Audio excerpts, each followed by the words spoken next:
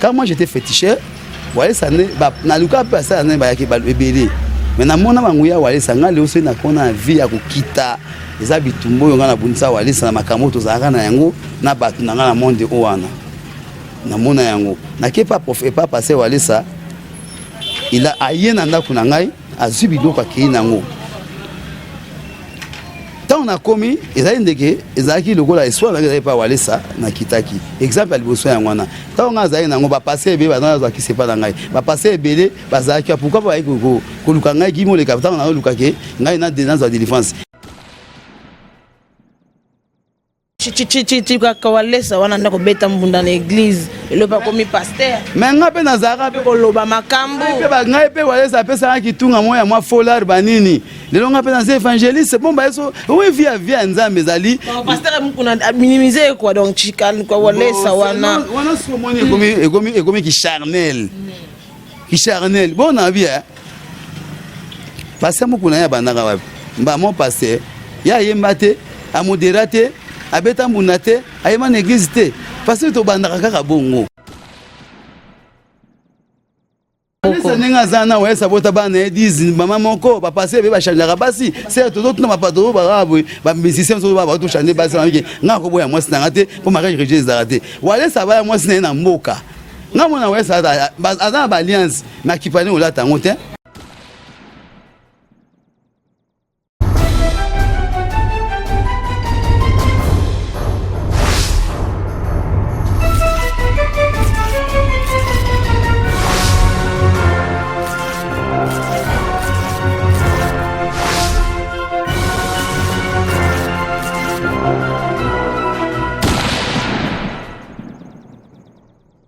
Voilà, chers amis internautes de www.cleboa.com, ami de cette émission Megan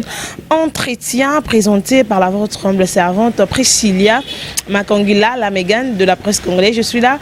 pour vous tenir compagnie, chers amis internautes, de partout en tout cas. Merci pour votre attention à ce particulier dans cette émission Megan Entretien dans www.cleboa.com. Merci à tous les internautes qui nous suivent à ce net moment. Merci à nos partenaires. Merci. Vous avez vraiment ébélé. Vous avez rabisso et ça la rappelle plaisir. Mon arribosa ébélé beau koma beau benga et la saké non beau linga rappelle mais gars entretien peu précis à Makangi là. Merci na Michonoka aspect spirituel. Merci général John Chibangu. Merci beaucoup à Yaji le Maswa Mandela. Vous avez vraiment ébélé.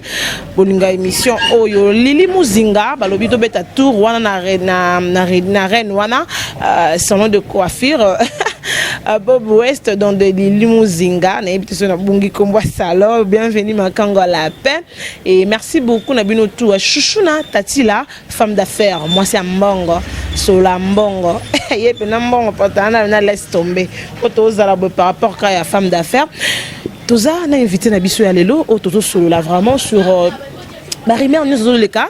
na koto ya christianisme je peux dire comme ça Marimère nous sommes sur pasteur sur évolution artiste musicien ya ba te belé et là Robert vraiment c'était surtout la prophétie il y a notre pasteur hein Kabundi Walesa oyo après dire déjà eloko et comme le sujet net tabou ba tout mingi ba comme lobela on ndenge moko boma to sur la pena moto moko azala ki pe pene na o ayebi pe Walesa moi bien que le cas précis le relega Marquis d'Adjou Koleka Batebele en tout cas tout ça on a invité nanga Guy Moleka oyo vraiment évangéliste Guy Moleka et neto solo naie par rapport à Barimero on a tout par rapport à l'évolution il y a Basala Ndambi Nakati il y a Ngomba Kichasa à qui déjà je dis bonjour. Bonjour ma sœur. Comment tu vas? Je vais bien par la grâce de Dieu. Très bien. Alors un mot internaute ne se base aussi koyo au balingaka Nzambe o ba croire et le balayer sur moi quelques mots pour te côté vraiment la vivre si je l'ai dit. Bon eloko on a ko ba bandele yaka ba Nzambe tout ça na bosolo to tika distraction. La distraction ezo mema makamu mabe na kati ya évangélisation. C'est-à-dire que distraction ezo bana ba passer na biso bandimi na ba évangélisation ba sala Nzambe na ba otozo ya ko bandimi ya Nzambe donc distraction ezo mema somi yango eza ko bebisa évangélisation des opérations sous contradictoire des opérations sous ba ba nini ba base tozo ko ba base écoute na kati ya vie chrétienne donc c'est faux vraiment na kati ya bonzambe biloko wana ezana raté parce que la Bible nous dit que celui qui est fort allez vous fortifier les faibles. Alors tout ça là où il a ce qu'on fortifier les faibles mais tu ko exposer les faibles ko étaler les faibles c'est pas bien par l'amour de Dieu. Et là, évangéliste Guy Moleka, là tu fais Ongolo Banetinin. Parce que quand on a versé biblique, apparemment, les marambozo les cas vraiment, il y a buzz, quand tu parles de buzz, il y a ça, il y a des boys, il y a entre bino, apparemment ça vous choque. Nakuta ngobongo sko na linto changer. Et là on a un problème, il y a problème, il y a prophète, il y a évangéliste Claude Kabundo Alessa. Évangéliste Claude Kabundo Alessa, c'est un homme de Dieu. C'est un homme de Dieu. Azamutuna amose na Nzambe lelo ngaki moleka je sais banzo ba o alobaka afinganga wale sasaka boye nga zaki délivré à l'époque là déjà ils avaient un an passé donc mon ba kala nga la délivré il est passé dans parce que vie chrétienne vignos tout dans mango ils en a témoignage nango donc on a témoignage dans zaki délivrance to dans kati ya passé wale sa azamose na Nzambe tango lelo Nzambe akinga munaye alobi eloko moko boye biso basali na Nzambe to bayaya na biso baza ba chrétien avant to benga ba aîné pasteur et les réseaux uta mingi pa na bango omoni lelo nazomona na ko vanda boye na moni pasteur mona recetaka makasi asali base oyebi nde na mona po omoni connaissance ngala nango za ko vérité te mes buzz.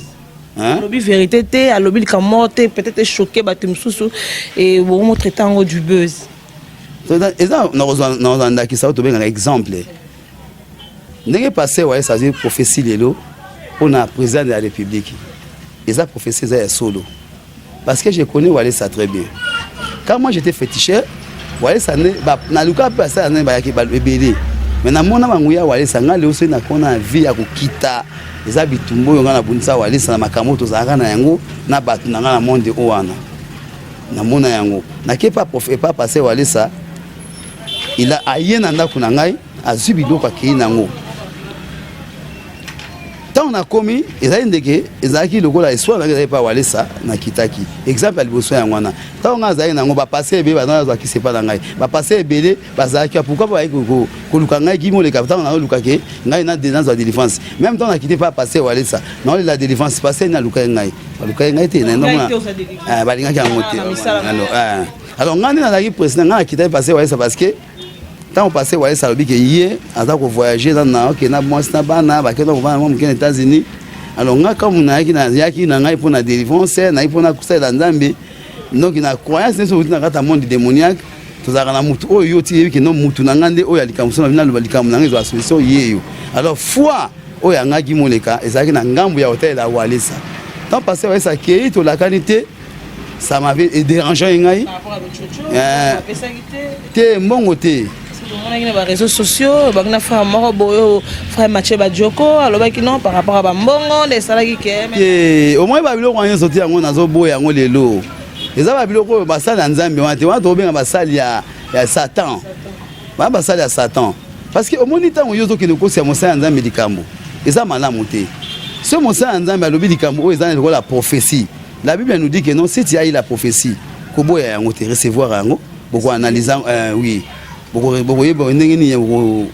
maniola yango. So tant que prophétie a passé après prophète il y a évangéliste Claude Kabundo Wale c'est bimi. Nous avons dans les réseaux sociaux comme n'importe quoi boye. Mais toujours ba que tout ça réveil. Vous réveillez public, vous réveillez peuple, tant que vous réveillez parce que yo moko de gens qui na fouana, tant yo de gens télémena qui et mutuni à croire. Moi tu veux que peuple de Dieu, mutuni à ko ndima ke na professeur dans le côté évangéliste Kabundo Wale ça zo luka neka mbo. C'est tout comme on a non le tout ça mais solo ba mon azemi. Vous comprenez? Ndemo be mosa Nzambe le akola la bungi, le pas zongi na nzela. Lui-même Jésus qui ça dit quoi? Le corps de l'homme est fait et faible, ni n'est parfaite. Mais ce que Claude Kabundo Wale ça a eu révélation. Oh c'est solo ou révélation dans le monde démoniaque, tout le monde a yango déjà avant. Tout le monde a parlé au mot que nous Félix président Félix président Félix non après wana donc wana et ça oh Wale ça lobby Vous comprenez que ça ouais ça lobby. On a déjà que non. C'est ça oh pasteur ouais ça après dire déjà que non. Tant va publier ka ngana vana nda ko nga bi ah. Mamo yo. Et si to mona yango egoleka boy. Mais ko banga makambo la nini nakata moko na biso ko ba vérité moko ya bien esunga mboka esunga basai na nzambe esunga bana nzambe ya ba komemela yo likambo moko maser oyo ko ndimate ko sibi ba prison oyo ko kana te parce que awa nakata monde na biso eloko ezotambe ezosimba monde za Babylone parce que les hommes aiment toujours l'argent donc dès to vani beser ba ko pesa pe mutuka ka $200 apamba bikino ça tout ka ko luka problème ak prison muta cédé nga pona $200 au so sangisi yango et c'est ce qui 360 000 francs congolais oh ko so mana même ata chaussure nga na latité ozomona mais osé nini o trahir mutu mobimba pona bozangi bolingo ya bonzambe et puis kozanga kondimana kozanga koyamba Yesu voilà ça homme de Dieu donc bandi melaye ba pesa chance à mon président de la République na sengaki na émission na sengaki papa Mukuna na sengaki na ye bolimbisi na sengaki papa Kakenza bolimbisi donc dérangera no bango moko lobe loko mo prendre simo au senga bolimbisi mais ngana za wana omoni ngana za wana omoni so ta c'est nganga mi na Facebook omona Gimoleka les petits frères de Jésus-Christ tango Jésus-Christ a terminé au so ya Pilate atuni abina yake yonde mokonza ba Yuda aibsaki olobi yango ça dit un homme de Dieu azaka na réponse voilà ça na révélation azwaki on a osenga ma papa na ngai o baza ba ine passé liboso ya passé voilà ça moni lelo yo na monaki na nandaki papa Mukuna c'est un grand homme. Un grand homme, c'est un grand. Tu kawalesa wana ndako beta mbunda na église le pas comme pasteur. Mais ngape na zara pe koloba makambo. Pe ngai pe walesa pesa kitunga moya mwa folar banini. Lelo ngape na évangéliste c'est bon ba eso oui via nzambe zali. Pasteur mukuna minimiser quoi donc chikan kwa walesa wana. Wana somoni ekomi ki charnel. Ki charnel. Bon na bien. Pasteur mukuna ya banaka wapi. Mba mon pasteur ya yembate a modératé a beta munate a yema l'église te parce que to bandaka kaka bongo lelo azali mo ça mo konzi munene na kata ya communauté pastorale osomona c'est-à-dire que soki mutaleka na ki Jésus abotamaki na ndako ba meme mais ba bengaki voici l'agneau de Dieu osomona c'est-à-dire que tina te oye pa ya nzambe komaka na tina wale so wana komena zo beta mbunda so azali mo se na nzambe te abeta mbunda na église bonani ando beta mbunda na orchestre mokili ando beta na église nzambe ataki mwana mobali azosalela mingi parce que moni ba chantre nzambe alinga bango et surtout soto yembela nzambe ya solo nzambe alinga mingi bebe oyembela nzambe lokuta baza bazebele baza bango ebele akena ye wana kutoloba te se bato aso totato kotaka bakoma bato apampambana eza na ntina moi wana bato apampamba mais wana bato apampamba ti nga avai na mwasi nanga baya mibale tokabwana c'est pour aimer ça yango na ça omoni ba mariage religieuse ezalaka te nanu ezala te mabala yo ngana pa mo libala ne kabwani ozoma te za so ino passé libala religieuse atura na mabala to na mabala coutumier ser oza mwasi na ngai to bebani lelo ozongi pa na nona bana na ngai so to bana matele pa na ngai omona moment l'autre oye na ko bana ngai blamba na ko sukola bana ngai blamba omoni ngana mwasi oyebandi otaki ngai po wana eza nini eza coutumier un moment l'autre okoyesa parent na bi na pour ça na zona pa mobile na ngai ngai pe na koyesa parent na ngai en tout cas na kena vio na moyen te fo kaka mama bana nga sa nini azonga fayi bale ba ko sereni ba vandi bazong si libala wana mais na rate église c'est aussi bopandani ba se be ba ka alliance ba frère pe be ba ka alliance siko oui ozomona siko biloko ezo ya pona nini mario ba bila sanctification mais ozomona sanctification siko c'est au moins on va nzambe za sanctifier te sanctification bo isaka biso ba ndimina meto se sanctifier sanctification dans rate esprit to za eloko moto e ba yango to ko sabana nzambe te so la biloko ifo meka mungwa yo mwasi yo zo baka ke sanctification obali mobali papa allez boyebani te akia bali yo okuta faiblesse sexuelle et bota nokani te na tuni bota nokani parce que sanctification ndama yangwana ndama pondina mtu nzambe mwasi te Tango nzambe aponaki Adam mwasi wana tango atie Adam na erreur. Nzambe a tourné Adam, pourquoi tu as fait quoi? Tu as fait ça. Adam a répondu, non, c'est la femme que vous m'avez donnée. La femme que vous m'avez donnée. Mais là, passer vers le côté. Nzamba se sentait que non, tu as raison, lié. Il y a un temps où on va dire que poso, il y a un zété, Nzamba appelle ça un poso ya nyama, appelle ça une fécondation. C'est la bénédiction. Ça dit que l'ibala, et surtout l'ibala bien zaboza camarades. Libala camaraderie n'est pas vrai libala. Mais quand on a bien chrétien, beaucoup il a un problème moins belé et il va manquer confiance et pas andimina bino peut-être andimina par exemple mais de évangile c'est Gimoleka andimina peut-être ba sal nanda ba comme on dit mais sous te bino mo obimisa ba point faible na bino devant ba étendu. Rien n'est parfait. Basala nzambe nyoso bazawana na berere na bango. Ngana za berere na ngai. Yo za berere na yo. Jésus-Christ savait que le corps de l'homme est faible. C'est-à-dire que ni n'est parfaite. La Bible nous dit ceci. Vous les forts, allez fortifier les faibles.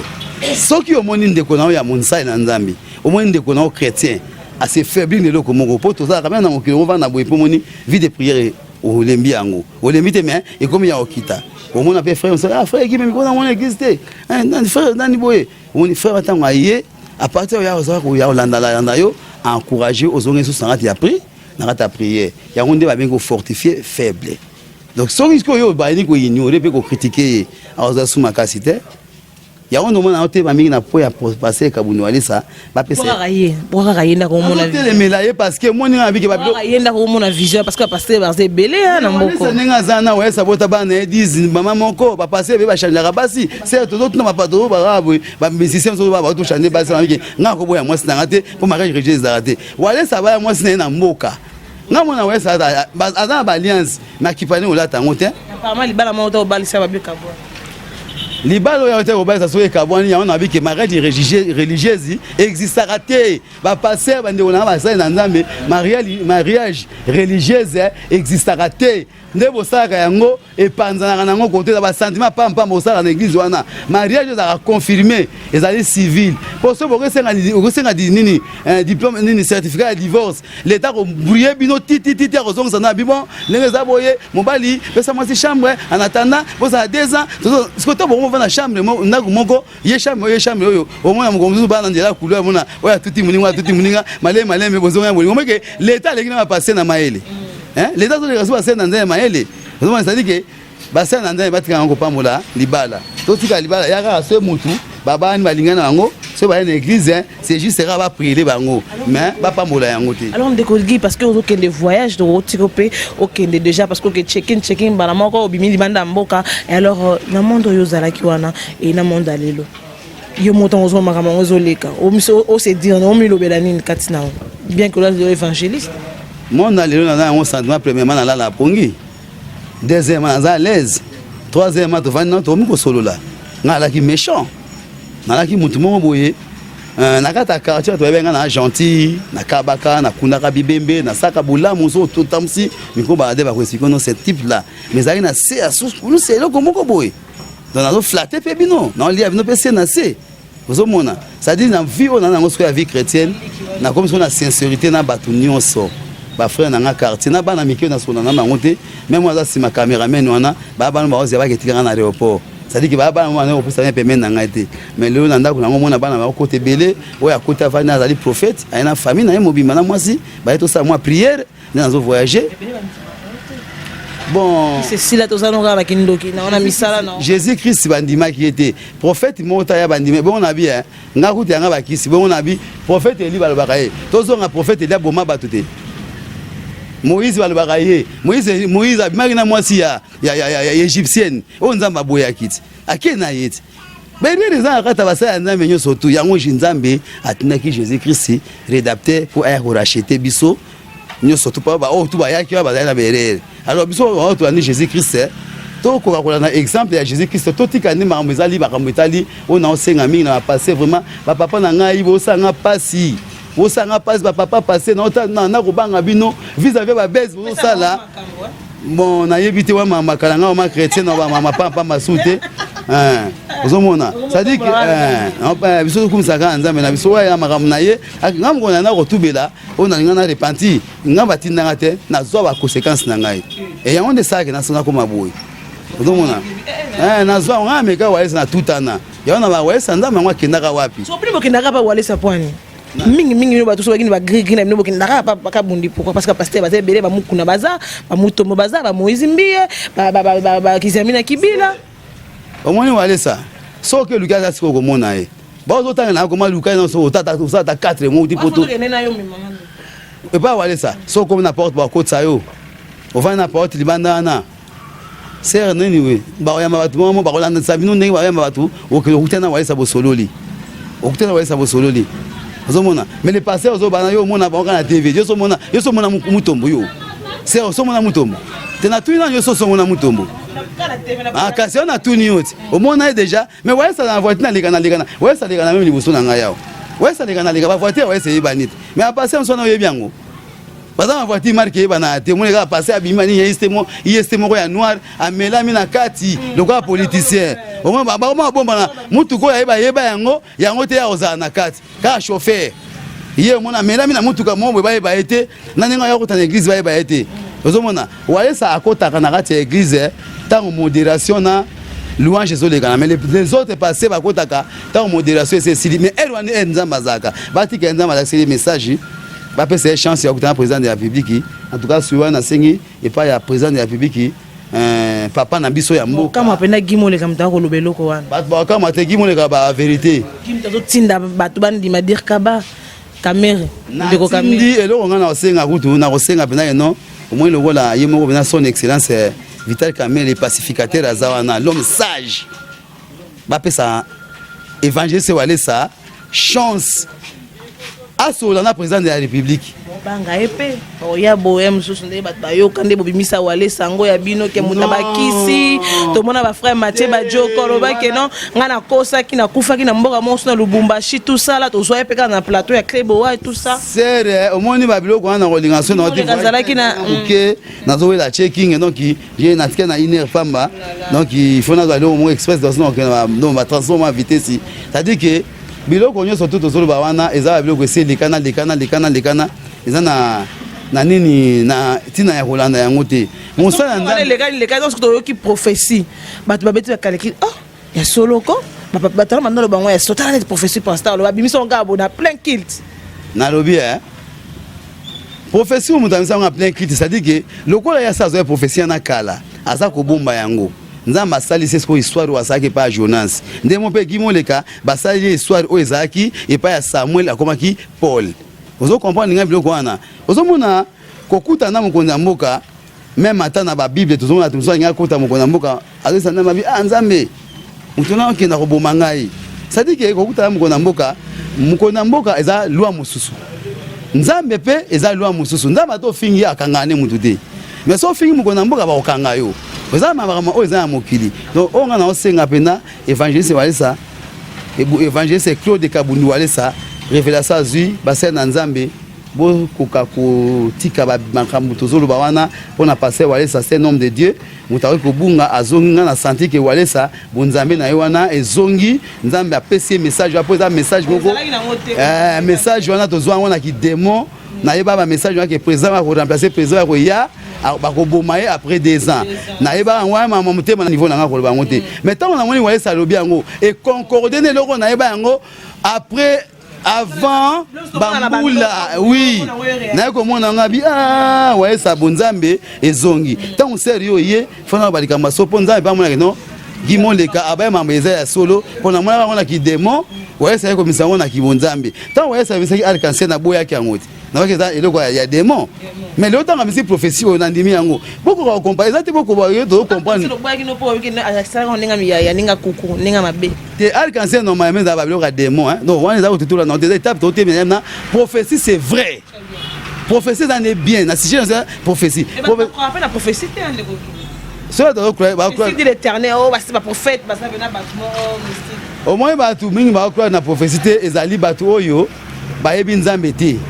akeye pa ya mutu moko boye mutu ameme na emu seri au vandi voyez pas na to 100 000 na so na délivrer yo délivrance par rapport à zo nzamba zo sanga ke il faut ngana to 500 ndoto pour sa délivrance tina kati yo ndimi yango siko nana koti singa na kata mabe certes vandi ngana to sala bonzambe yo ye olati we ba shibo ta mikusi na ndebo vana boye et monanaka oh mona tant yo to ça bon le corps de l'homme est toujours faible vous mona biso mimba ndo ali boye moi so mona non jota mobali ça ke lokote mais biso mimba to mona tana ilambaka soki mobali amoni oyo ba ote frère maman nazo moni yango na bike to ça évangile du moment l'évangile du moment à l'époque biso to mona maman moko to moni maman na ngana koliti na kona ma age ki mukolo non na mona to maman moko et la soutien monani na mwana maman moko te kote o kalise mais le so to za bina non ozo mona ke sert azotambola otali bina seke sert njoto za libanda so mobile pas otambola wana azolula mais aza niveau olinga ote ali njoto nde mobile pesa nini etelemi opengwisi se opengwisi frère ozomona ça dit que biso to so évangélisation to lakisa ba sœur na ba frère lolenge ya kotambola na vie autant nango la moment lelo babaka Sodome Gomorrhe soko likona na konta mo ezate lukana enabi ezate Israël ezali Égypte ezali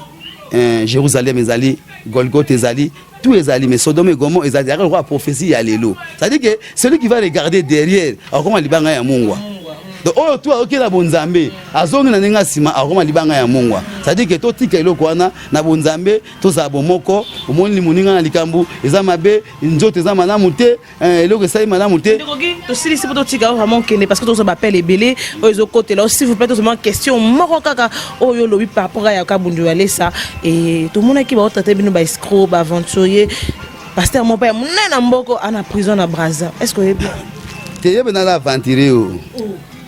wana aventurer fa Sibir prison na ya aventurer pe na yebe na noki yem da ba mogishoti yem da ba ka délivrer ngat tanga so na zo délivrer tanga ki na nga veste na vani fa longolo biloko wana pe uzala na ngoko na pasteur na ya wana sa nga binengo lo ibongo ko za aventurer za bila kemeli mabe ala prison da do Sibir pe no yo ya nga ki kimone ka luka nzambe na bosolo ya nga manga sa ba imuru mo zo za ba aventurer to lia ka ba mbongo ozo comprendre ja nga sa so ya ngwa pa za aventurer aza pe congolais te do a Sibir pe na ye bitambola tambola zu yango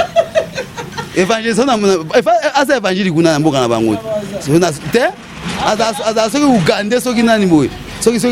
mboka nyango aza soki pe bino basala nzai fe bosangana tamwa ni ngoma bokende bobo ndata pala paso domona moi zolela ba itando ke mobile na ngai tout sala mais tant bosala mo ba aventure na bolela raté ye moi c'est ngo tanga so ba to ba kana mobile na fraction na te mosala na nzambe au kango l'église au saini osali nini prophétie boye est-ce que chef de l'état ezali makambo ya salaki escroquerie moko te ezaka na rate évangélisation escroquerie ezaka selo mutu abotama na moyibi na ye na escroquerie na ye akoti na nzela nyonso eza taximen mo osala ye moyibi otiki saki na kata mutuka oyo aza na bonzambe omona saki tomona mamituka nsomoni bazwi likolo ya sabatu ya mwana bakangisi likolo baosignifie ke soki mukolo nango amoni yango asala nini azwa yo kasi moyibi osala bongo oyo ayebi nzambe te osala yango banaye bakotya biso maboko ndekoki banaye bakowandra biso wil banani oyo bakolobela biso maloba po tokutana na tata nzambe banani baolakisa biso nzela merci ma sœur ça dit que nzambe aosala bapasser asika alongola ekivo alonga oyo akaba bakende po banuni babebisi makambo yango bagrand oyo bakomba minene surtout babilimete eza ya kolinga siko atika ozala liboso nyonso akamba bao baoya lokola biso eza passer wale sala baprofete lokola baplacide nde bazokia so bayesakanda limete eza ya kopola limete eza ya kobeba ebandeli na 1 ti na 17 wale sazala na limete te wale sazala na beau marché non c'est vraiment oh nazaki nango yango wana voilà merci beaucoup Ndeko Gimole katoki makambo bele koloba vraiment faute de temps merci ya kozela biso alors na baemo hein akomo kene je sais pas de trop moi si je peux déjà me mettre debout hein to clôturer na biso seulement par rapport à la prophétie ya pasteur Kabundi wadi ça et Ndeko Gimole ka andimi abi ouais et ça prophétie mona rango déjà mais tant mona pourquoi pas yo po ya ka ndenge na gregi na open no yepe na kokuta na msna rais comme to ra personne ko sala bo obanga parce que démocratie exact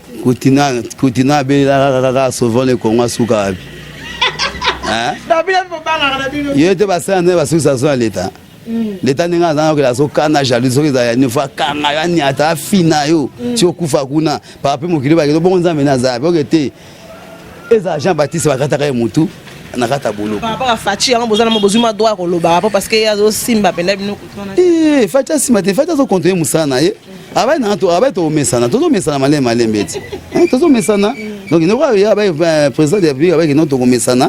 donc ça dit moi le rabaki faut prophétie to mesana ba score ba pasteur to mesana ba score ba chantre de l'Éternel boye melanza baza te ba faux prophétie ça ba faux prophétie dans un moment oyo prophétie a passé ouais c'est ali prophétie à solo ba ça dans un peu pays bazali à solo mais zaka moi moté ma beza na kata moté mandé ils ont ça donc papa Kakenza papa nani papa nanga mukuna ba papa nanga ba voici l'homme nani en tout cas ouais ça zali moko na bino leki na bino na évangélisation nde biso peto ya kolanda ye wale ça nde pas landa ki bino vraiment bo ba longa na bango pe papa ka wale banani wa tufa longa ya singa musa zanga musa nyo de na passion bon oui on ça bon na bien awa ka frère na Moïse Mbia bwe papa na ngwa passion tatia ye bon c'est ni la famille hein bote nga zo so na case de siko ya bunzambe sikoyo papa wale sa chane van wale sa hein ocha frère van akocha ngayo oh bon ezangi nini ouais ça tape non gimoleka za na satanisme ta lelo gimoleka ko mwana na nzambe gimoleka ko miliko liboso gimoleka mosana nzambe ba pesa lelo pa muto za mael nango ta ba pesa Moïse Mbia sandi ke ne papa na ngwa forma ki amona ki yango wana ngape na sandi na ebi yango ki ndenge ata lelo ni nazali boye le on comme na cher normalement le on a na fier le logo évangéliste grâce à ya prophète Placide vous comprenez c'est-à-dire que comment na cher et il faut pas wendre yo na nzambe et puis ba peso accès beaucoup de passés ba le banzambe ba piquer vraiment ta cherté c'est na suki wana ah là là to so vraiment ramebela rolobezali merci na bino solinga ki émission méga entretien relation de gogi akene nanu tanga ozonga fumo beta masolo bene ya kati po kati ko bimisa ezali à faute de temps faut que ça checking donc merci na bino tout merci Francis Wala Herman Emporio Pichu Mangaya pardon de la nation Tonton Banda mon patron de la nation Tonton Banda